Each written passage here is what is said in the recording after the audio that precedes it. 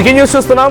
Ernakulam express లో ఘోర అగ్ని ప్రమాదం చోటు చేసుకుంది. ఎలమంచల్ రైల్వే స్టేషన్ లో అర్ధరాత్రి B1 AC బోగిలో మంటలు చెలరేగాయి. ఈ ప్రమాద సమయంలో 2 బోగీలు పూర్తిగా కూడా కాలిపోయినట్టు తెలుస్తోంది. సో 2 బోగీల్లో 150 మంది ప్యాసింజర్ కూడా ఉన్నారట. ఒకరు సజీవ దహనం అవగా సో మిగిలిన వారంతా కూడా అక్కడ నుంచి కొంత తప్పించుకునే ప్రయత్నం చేశారు. చిన్న చిన్న గాయాలు కూడా అయ్యాయి. సో ప్రజెంట్ మృతుల సంఖ్య 1గా నిర్ధారించారు అధికారులు.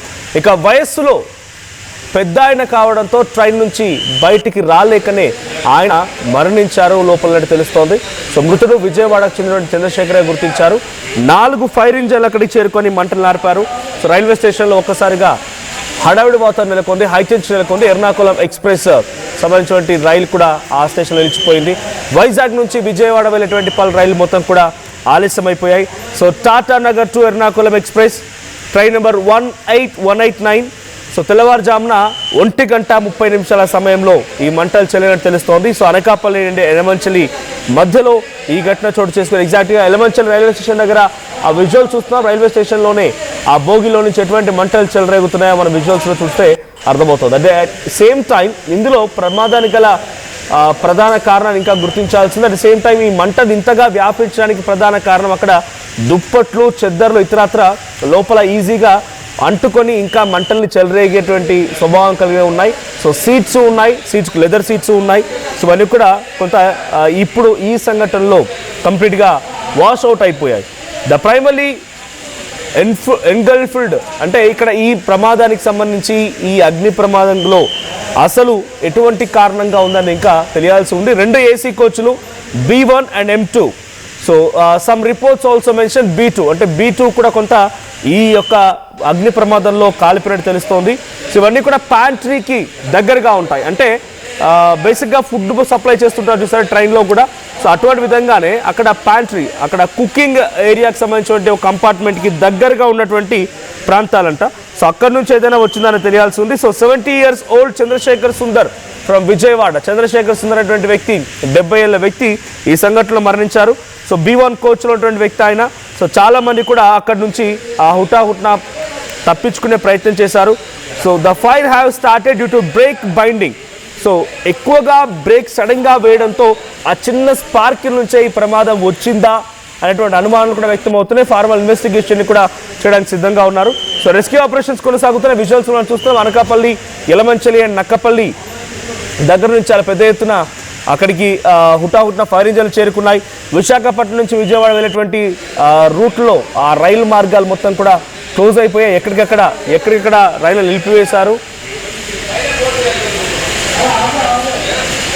రైట్, సుమారుగా ఈ బోగిలో అక్కడ 150 నుంచి 200 మంది ఉన్నారంట. ఆ సంఘటన తర్వాత హుటాహుట్న అక్కడి నుంచి పలు ప్రైవేట్ బస్సుల ద్వారా లేకపోతే ఇతర ట్రావెల్స్ ద్వారా 2000 మందిని ఆ ట్రైన్లో ప్రయాణిస్తున్న అందరినీ కూడా వారందరినీ బయటికి తీసుకొచ్చారు. స్టేషన్ నుంచి అందరినీ కూడా బయటికి తరలించినట్టు తెలుస్తుంది. అయితే ఆ రైలు ప్రమాద ఘటన నుంచి, ఈ యొక్క అగ్ని ప్రమాదం నుంచి బయటపడినటువంటి ఒక ప్రత్యక్ష సాక్షి ఆర్టీవీతో మాట్లాడారు. ఆయన ఏం మాట్లాడారో చూద్దాం. కూడా హడావిడిగా దిగుతూ ఉన్నారు. ఏమైందా ఏంటని చూసేటప్పటికి కంపార్ట్మెంట్ అంతా కూడా స్మోక్ తో ఫిల్ అయిపోయింది. ఇంకా అందరూ హడావిడిగా మొత్తం దిగుతూ ఉన్నారు. సో M2 B1 బోగీలు మొత్తం ఫైర్ తో నిండిపోయినది. ఇంకా అందరూ కూడా ప్రస్తుతానికి అయితే ఎవరికి ఏం కాలేదు, అందరూ సేఫ్ గానే ఉన్నారు. బట్ ఇంకా M2 లో ఉండేటప్పటికి M2 లో ఫైర్ అయింది అది. సో M2 అండ్ B1 బోగీల్లో అక్కడ ఉన్న వాళ్ళే కొంచెం ఆందోళనగా ఎక్కువగా దువ్వాడ నుంచి సేలం బయలుదేరుతున్నారు. 12:40 to 12:50 నేను లేచినప్పటికి 12:50 అయింది టైం చూసేటప్పటికి. సో సుమారుగా ఒక 5 to 10 minutes బ్యాక్ అది ఫైర్ అయినట్టు అంతా కూడా హడావిడిగా దిగుతూ ఉన్నారు. ఏమైందా ఏంటని చూసేటప్పటికి కంపార్ట్మెంట్ అంతా కూడా స్మోక్ తో ఫిల్ అయిపోయింది. ఇంకా అందరూ హడావిడిగా మొత్తం దిగుతూ ఉన్నారు. సో M2 B1 బోగీలు మొత్తం ఫైర్ తో నిండిపోయినది. ఇంకా అందరూ కూడా ప్రస్తుతానికి అయితే ఎవరికి ఏం కాలేదు, అందరూ సేఫ్ గానే ఉన్నారు. బట్ ఇంకా M2 లో ఉండేటప్పటికి M2 లో ఫైర్ అయింది అది. సో M2 అండ్ B1 బోగీల్లో అక్కడ ఉన్న వాళ్ళే కొంచెం ఆందోళనగా ఎక్కువగా ఎక్కడి నుంచి ఎక్కడికి బయలుదేరుతున్నారు? దువ్వాడ నుంచి సేలం బయలుదేరుతున్నాను. ఆ సంఘటన ఎన్ని గంటల టైంలో చోటు చేసుకున్నారు? 12:40 to 12:50. నేను లేచినప్పటికి 12:50 అయింది టైం చూసేటప్పటికి. సో సుమారుగా ఒక 5 to 10 minutes బ్యాక్ అది ఫైర్ అయినట్టు. So Tatanagar to Ernakulam express train number 18189 ఈ ప్రమాదంలో B1 అండ్ M2 రెండు బోగీలు కూడా పూర్తిగా కాలిపోయాయి, బూడిదైపోయాయి. B2 బోగీలో కూడా కొంత మంటలు చెలరినట్టు తెలుస్తోంది. ఈ సంఘటనలో 70 ఏళ్ల వయసున్నటువంటి చంద్రశేఖర్ సుందర్ అనేటువంటి వ్యక్తి విజయవాడకు సంబంధించిన ఆయన, కొంత పెద్ద ఆయన కాబట్టి దిగలేకపోయాడు. అర్ధరాత్రి సమయం, అంతా నిద్రలో మునిగి తేలుతూ ఉన్నారు. ఎవరికి ఏం జరుగుతుంది అర్థం కావట్లేదు. ట్రైన్ వెళ్తుంది కదా, రేపు మార్నింగ్ డెస్టినేషన్ రీచ్ అవుతాం, అక్కడ దిగిపోతాం అన్న రకంగా అంతా ఆలోచిస్తూ ఉన్నారు. సో మనకు ఇన్ఫర్మేషన్ ప్రకారంగా యాజ్ పర్ ట్రైన్ షెడ్యూల్ ప్రకారంగా 4 గంటలు ఆలస్యంగా నడుస్తుందట. నిన్న ట్రైన్ 4 గంటల ఆలస్యంగా నడుస్తుందంట. 1:15 సమయంలో అనకాపల్లి నుంచి డిపాచర్ అయిపోయింది. అనకాపల్లి నుంచి డిపాచర్ అయిపోయిన తర్వాత కొంత ఇక్కడ యలమంచిలి దగ్గరికి చేరుకుంది 1:40 సమయానికి. సో అక్కడ బ్రేక్ ఫెయిల్యూర్ కాదు, బ్రేక్ సడన్ గా వేయడంతో కొంత రబ్బౌ ఛాన్స్ కూడా ఉంది. సో ఆ పట్టాలకి అండ్ ఆ రైలు చక్రాలకు మధ్య ఆ రాపిడికి కొన్ని చిన్న స్పార్కిల్స్ వచ్చాయట. ఆ స్పార్కిల్తో వెంటనే ఈ పెద్ద అగ్ని ప్రమాదంగా మారింది ఈ సంఘటన అని చెప్పి అక్కడ లోకో పైలట్ ఇతరాత్ర చెప్తూ ఉన్నారు. సో ఆ రైలు పట్టాలకి అండ్ ఆ ట్రైన్ చక్రాలకి మధ్యలో చిన్న ఇసుక రాళ్ళు చిన్నవి కూడా ఉంటూ ఉంటాయి. రాపిడికి ఆ రబ్ అయిపోయి ఆ బ్రేక్ వే సిచ్యువేషన్లో ఇదంతా జరుగుతూ ఉంటుంది. సో అక్కడ ఏం జరిగిందో ఇంకా ఇన్వెస్టిగేషన్ తెలియాల్సి ఉంది. బట్ అక్కడ చిన్న ప్రమాదం ఇంత అగ్ని ప్రమాదంగా మారింది. సో 1:40 సమయానికల్లా యలమంచిలి రైల్వే స్టేషన్కి చేరుకున్నటువంటి ఆ ట్రైన్ వెంటనే అక్కడ ఉన్నటువంటి ఆ స్మోక్కి ఆ ఫైర్కి ఆ ప్రయాణికులు మొత్తం కూడా పడుతున్న వారు త్వరగానే లేచారు. అక్కడ ట్రైన్ ఆగగానే రైల్వే స్టేషన్లో హుటాహుట్న అందరూ దిగిపోయారు. ఆ ఒక్క వ్యక్తి మాత్రం కొంత పెద్ద ఆయన దిగలేకపోయాడు. సో నిద్రలో కొంత ఉన్నాడు, ఆయనకి ఏం అర్థం కాలేదు. అంతలోనే ఈ సంఘటన చోటు చేసుకోవడంతో ఆయన ఈ సంఘటనలో మరణించినట్టు తెలుస్తోంది. సో ప్రస్తుతానికి 2 గంటల నుంచి 3:30 మధ్యలో అనకాపల్లి, యలమంచిలి, నక్కపల్లి ఈ ప్రాంతాలకు సంబంధించినటువంటి మొత్తం ఫైర్ ఇంజిన్లు అక్కడ చేరుకున్నాయి. సో 2 గంటల సమయం పట్టింది మంటలు ఆర్పడానికి, 2 నుంచి 3 గంటల సమయం పట్టింది. సో ప్రెసెంట్ అక్కడ మరణించిన వ్యక్తి పేరు చంద్రశేఖర్. B1 కోచ్లో పడుకున్నాడు ఆయన. B1 కోచ్లో ఆయన ఒక మృతదేహం కూడా లభించినట్టు తెలుస్తోంది. సో 158 మంది ప్యాసింజర్స్, దాని ద్వారా B1 అండ్ B2 M2లో ఉన్నటువంటి వీరంతా కూడా 180 మంది ప్యాసింజర్ అందరూ కూడా చిన్న గాయాలయ్యాయట. So railway officials confirm that 82 passengers from 1 and 76 from the others were safely evacuated. 1వ నెంబర్ సీట్ నుంచి 76వ నెంబర్ సీట్ వరకు అందరూ కూడా చాలా వెంటనే ఇక్కడికి బయటికి చేరుకున్నారు. సో కొంత వాళ్ళ లగేజ్ అండ్ పర్సనల్ బిలాంగ్స్ అన్ని కూడా ఆ మంటలో చిక్కుకొని కాలిపోయినప్పటికీ అంతా కూడా సేఫ్గా బయటికి వచ్చారంట. సో ఈ సంఘటన పైన south central railway special forensic investigation teams కూడా అనౌన్స్ చేసింది. సో అక్కడ ఉన్నటువంటి ఆ ట్రైన్లో ఉన్నటువంటి మొత్తంగా 2000 మంది ప్యాసింజర్స్ అందరినీ కూడా హుటాహుట్న అక్కడి నుంచి వేరే ప్రాంతాన్ని తరలించడం కోసం ప్రైవేట్ ట్రావెల్స్ని, తర్వాత ఆర్టీసీ బస్ని కూడా ఉపయోగించారు. సో సామల్కోట్ జంక్షన్ తరలించారు అందరినీ కూడా. సో వారందరికీ 2 ఫ్రెష్ ఏసీ కోచెస్ని కూడా ఏర్పాటు చేసి అక్కడి నుంచి ఎర్నాకుళం పంపించేటువంటి ప్రయత్నం కూడా చేశారంట. సో మా ప్రతినిధి రామచంద్రరావు ఉన్నారు. రామచంద్రరావు, ఏం జరిగింది వైజాగ్లో సంబంధించినటువంటి విజయవాడ వరకు ఆ మార్గం మొత్తం కూడా ఇప్పుడు ట్రైన్లన్నీ కూడా నిలిపేసినట్టు తెలుస్తోంది. సో యలమంచిలి రైల్వే స్టేషన్ దగ్గర ఈ ఘటన గల ప్రధాన కారణం ప్రత్యక్ష సాక్షులు ఏం చెప్తున్నారు? సో కరెంట్ సిచ్యువేషన్ ఏంటి అక్కడ? మనోజ్, ఇప్పుడిప్పుడే సాధారణ పరిస్థితికి తీసుకొచ్చే ప్రయత్నం చేస్తున్నారు. అయితే అర్ధరాత్రి మీరు చెప్పినట్టు 12:40 నుంచి 12:50 మధ్య ఈ ప్రమాదం చోటు చేసుకోవడం, పెద్ద ఎత్తున మంటలు చెలరేయడంతో ఆ మంటలు అదుపు చేయడానికి దాదాపు 2 గంటలు సమయం పట్టింది. దీంతో ఇటు విజయవాడ అలాగే ఇటు చెన్నై వైపు వెళ్లే పలు రైళ్లను అక్కడికక్కడ రైల్వే స్టేషన్ లో నిలిపివేశారు. ఇప్పటికీ దాదాపు 3 గంటల ఆలస్యంగా పలు రైళ్లు నడుస్తున్నాయి. అయితే ఇప్పుడే సాధారణ పరిస్థితి నెలకొని ఇతర మార్గాలుగా రైళ్లను తరలించే ప్రయత్నం చేస్తున్నారు. దీంతో విశాఖకు వచ్చే ఇటు గోదావరి అలాగే ఉదయ్ ఎక్స్ప్రెస్, ఇతర ఎక్స్ప్రెస్లన్నీ కూడా ఆలస్యంగా నడుస్తున్నాయి. అయితే ఇప్పుడు యథావిధిగా రైళ్లను కొనసాగించే ప్రయత్నం అయితే జరుగుతుంది. మనకున్న సమాచారం బట్టి రాత్రి 12:40 నుంచి 12:50 మధ్య ఈ సంఘటన చోటు చేసుకుంది. అయితే ఈ ప్రమాదానికి గల కారణాలు ఇంకా స్పష్టంగా అధికారులు నిర్ధారించలేదు. ప్రధానంగా ఏసీ బోగి నుంచి మంటలు వచ్చి వ్యాపించాయా, లేక రైల్వే స్టేషన్ సమీపాన బ్రేక్ వేసే సమయంలో కింద ఏదైతే వీల్స్ నుంచి ర్యాపిడ్కి గురై ఈ రకంగా మంటలు వచ్చాయా, లేకపోతే ప్యాంట్రీ కారు సమీపంలో ఉంది అక్కడ బోగి, అక్కడి నుంచి వచ్చాయా అన్న విషయంపై స్పష్టం రాలేదు. అయితే ఎక్కువ మంది ప్రయాణికులు ఆ అర్ధరాత్రి భోగి నుంచి దిగేవారు మాత్రం అక్కడ ఏదైతే భోగిలో ఏసీ కోచ్ దగ్గర నుంచి కొంత స్పార్క్ లాగా వచ్చిందని చెప్తున్నారు.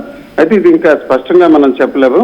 ఏదేమిటికి ఆ సమయంలో దాదాపుగా 2000 మంది ప్రయాణం చేస్తున్నారు. ఒకటి నుంచి ఒక్కొక్క బోగిలో ఒక 70 నుంచి 72 మంది ఉన్నారు. మొత్తం చూసుకుంటే అక్కడ ట్రైన్ లో ఏదైతే ప్రమాదానికి గురైన 2 కోచ్లకు సంబంధించిన B1, M2 లో దాదాపు 180 మంది వరకు ఉన్నట్టు తెలుస్తుంది. అయితే వీరందరూ సురక్షితంగా ఉన్నారు. ఇప్పటికే ఆర్టీవీ విషయంపై స్పష్టంగా సమాచారం ఇవ్వడం జరిగింది. విజయవాడకు చెందిన ఒక వృద్ధ ప్రయాణికులు మృతి చెందారు.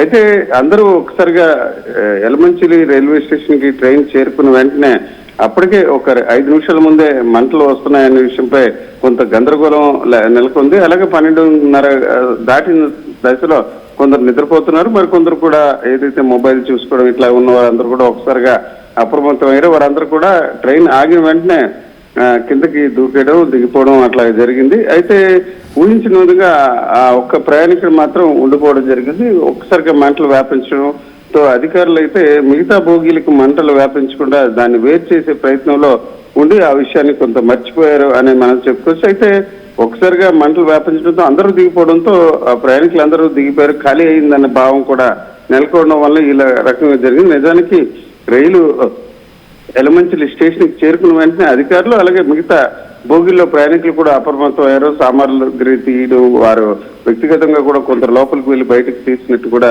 ప్రయాణికులు చెప్తున్నారు. అయితే ఇప్పటికే అక్కడ రామచంద్రరావు 1 నుంచి 76 సీట్ నెంబర్ వరకు మాత్రమే B1 బోగిలో మీరు చెప్తున్నట్టుగా కొంత సేఫ్ గా ఉంది, వాళ్ళు సామాన్లతో బయటకు రాగలిగారు.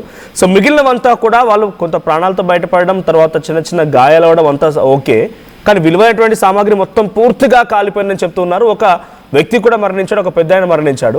ఈ సంఘటన పైన అక్కడ రైల్వే అధికారులు ఏం చెప్తున్నారు, వారికి ఎటువంటి సహాయం చేశారు, వారు ఆల్టర్నేట్గా రూట్స్ ఏర్పాటు చేశారా, తర్వాత అక్కడ వాళ్ళ సామాగ్రికి సంబంధించి మేము విలువైనటువంటి సామాగ్రి కోల్పోయాం, దాంట్లో ఏదైనా ఉండొచ్చు, బంగారం ఉండొచ్చు, సర్టిఫికేట్స్ ఉండొచ్చు, ఫోన్స్, ల్యాప్టాప్స్ ఏదైనా ఉండొచ్చు, వాటి గురించి అధికారులు ఏం చెప్తున్నారు, అక్కడ ప్రయాణికుల ఆవేదన ఏం కనబడుతోంది?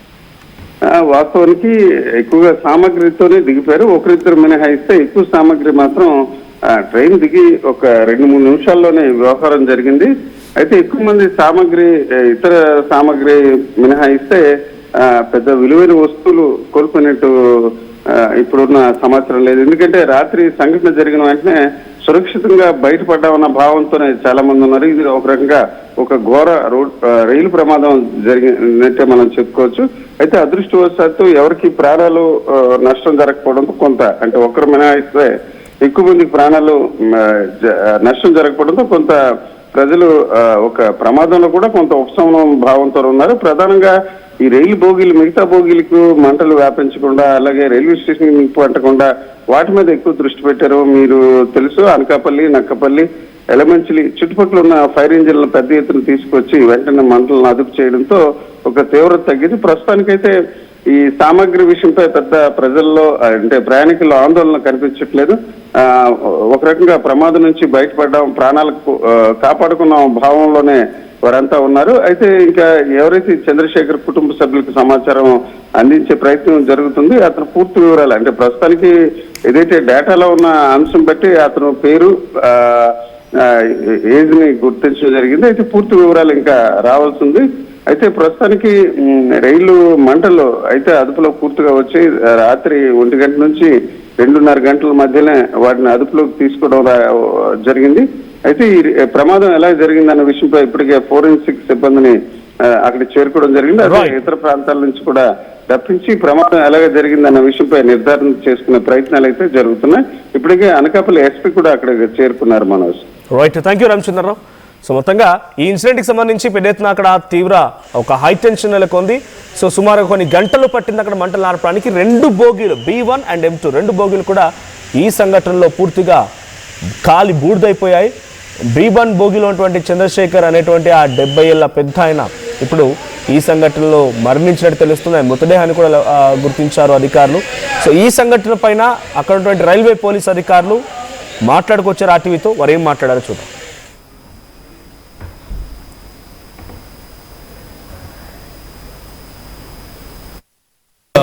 ట్రైన్ ఫైర్ యాక్సిడెంట్ నాకు మార్నింగ్ అవర్స్ 12:45 AM నాకు ఇన్ఫర్మేషన్ వచ్చింది. ఇది అరుణాకులం ఎక్స్ప్రెస్ టాటా నగర్ టు అరుణాకులం వెళ్తుంది.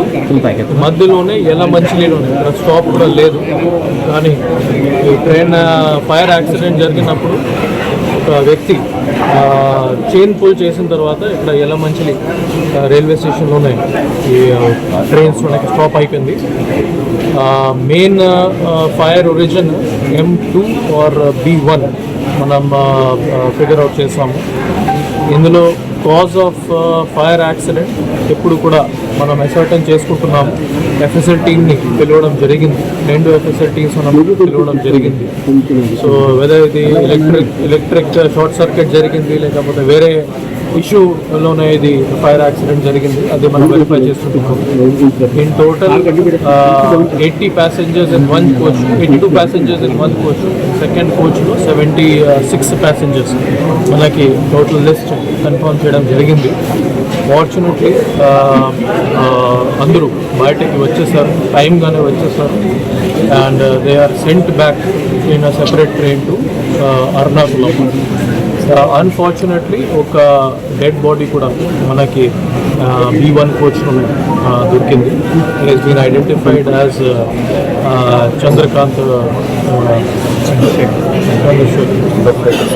చంద్రశేఖర్ సుందరం. మనకి ఫ్యామిలీ మెంబర్స్కి కూడా ఇన్ఫార్మ్ చేయడం జరిగింది. ప్రెజెంట్లీ దాని మీద ఆటాప్సీ ప్రొసీజర్స్ ఇంకా ఇన్క్వెస్ట్ ప్రొసీడింగ్స్ జరుగుతూ ఉన్నాయి. ఇంకా ఇది 2 కోచెస్ మనం మెయిన్ ట్రైన్ నుంచి సెపరేట్ చేయించాము. Rest of the train already బయలుదేరింది and that is on its way to Ernakulam. Remaining passengers, all the passengers are safe and healthy.